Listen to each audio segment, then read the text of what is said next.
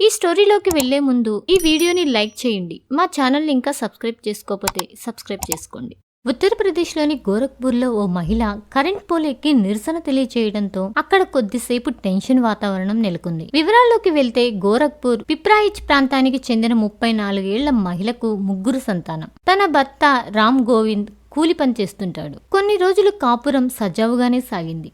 అయితే ఆ మహిళకి ఎలా పరిచయం అయ్యాడో కానీ పక్క ఊరు వ్యక్తి పరిచయం అయ్యాడు. ఆ పరిచయం కాస్త వివాహేతర సంబంధానికి దారితీసింది. ఇలా తన భర్తకి తెలియకుండా 7 ఏళ్లు కొనసాగించింది. తీరా ఒక రోజు ఈ విషయం గురించి తన భర్త రామ్ గోవింద్కి తెలిసింది.